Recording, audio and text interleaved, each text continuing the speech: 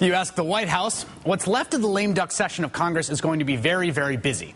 Today's headlines are abuzz with the president's uber-ambitious plans for the final days of the 111th Congress, plans laid out this week by Press Secretary Robert Gibbs.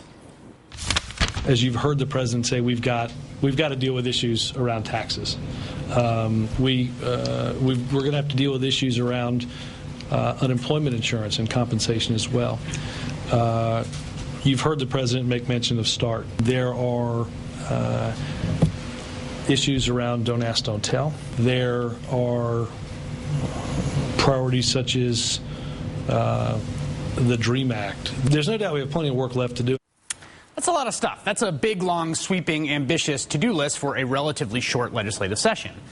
It's the kind of agenda that would be tough to accomplish under ordinary circumstances. But consider this.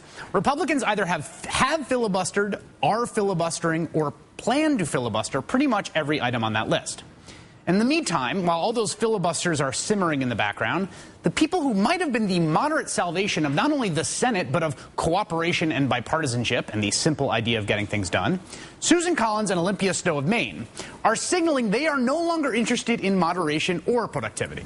The Republican leadership has filed a friend of the court brief in support of a court case challenging the constitutionality of health reform. And the would-be moderates from Maine have both signed on in support. Why, you ask? Well, Olympia Snowe is, for one, up for re-election 2012. According to the folks at the National Review, she's getting a primary challenger of the Tea Party variety very soon. And if the Republicans learned anything from the 2010 election cycle, it's that these days it's tough to win a Republican primary if you don't want to repeal Obamacare. Usually doesn't hurt if you also want to criminalize abortion, do away with birthright citizenship, and vow to block any conceivable kind of climate change legislation. So, what does that mean in practical terms? It means that the Republicans in Congress are running for re-election starting now, and they're running to the way right. And that sets up a face-off between progress and its old nemesis, the filibuster. If you thought the Republicans' unprecedented use of the filibuster in recent years has made it difficult for Democrats to get things done, if you thought the near-constant threat of filibuster created a world in Washington where 60 is the new 51, where the minority is the new majority, just imagine what it's going to be like in the next Congress, in a version of Washington where not only is the Republican filibuster assumed, but where the two people perhaps best known as Republican moderates are getting behind a repeal Obamacare lawsuit, where Democrats will need 7 Republican votes to break a filibuster. Forget the lame duck session. How are we going to get anything done over the course of the next 2 years? Joining us now is someone with a plan and an answer to that, Senator Tom Udall, Democrat of New Mexico, a member of the Senate Rules Committee. Senator, thanks so much for being here. I hope you're bringing optimism and cheer. Thank you. I bring holiday cheer anyway. Okay. So, Senator Udall, in January last year, you came out with a plan to reform the filibuster in a column in the Huffington Post, and basically it involves voting on the rules at the beginning of this next Congress in January to change it. How is that plan coming along?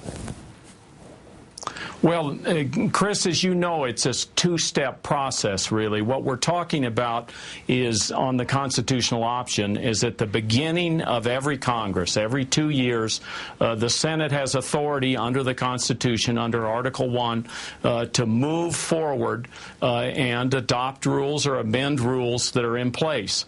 And that part of it is moving well, and I intend at the beginning of the next Congress, on the first day, this will be January 5th, to offer a motion to adopt the rules of the 112th Congress. The more difficult part, and kind of the second step, Chris, is that part of what do the 51 senators, and this is a 51 vote, it's a majority vote, what do the 51 senators want to be the new rules that we put in place? And that's what we're working on in our Democratic caucus right now. And I am hopeful. I am hopeful that we're going to come up with a set of rules that'll make the filibuster more transparent, that will shift the burden to the people that are filibustering, and really encourage senators who are filibustering to be on the floor, require them to be on the floor. So that's what we're looking at. And So just so we're clear here, so folks understand, you know, we have the current status quo, which I think everyone agrees is dysfunctional. There's the total extreme option, which is no filibuster of any kind. It sounds to me like you're saying there are some places you can change the procedure in the rules that puts us somewhere in between those two, a kind of mend it, don't end it approach. Well, and that's really, it seems to me, where our caucus and even some of the Republicans are coming out. You may remember Dan Coates, who was a U.S. Senator. He actually said on the motion to proceed, this is at the beginning of a bill, that what we ought to do is allow the majority to move ahead and get onto a bill, and we shouldn't filibuster on the motion to proceed. That was something that was very positive to me, and I think within our caucus there's some support for that. I don't know that there's a majority today, but I think we're working on it. There's two arguments that people make about this, and one of them is, well, Senator Udall wouldn't be doing this if he were in the minority, and there are people on the progressive side who look around and say, great, we're going to pass this big health care reform bill when we have this very robust filibuster, then we're going to get rid of those filibuster rules and make it easier to repeal it. I wonder how you respond to this notion of kind of looking very short term to kind of capture the gains that you've made, how you argue people past that. Well, I think the first issue that you've outlined there is really the one, shall we move forward in every Congress, at the beginning of a Congress, to take a look at the rules. It doesn't mean we need to throw all the rules out, but we should take a hard look at how the rules have been utilized. And in this particular case, we know that there has been unprecedented obstruction. Almost everything requires 60 votes.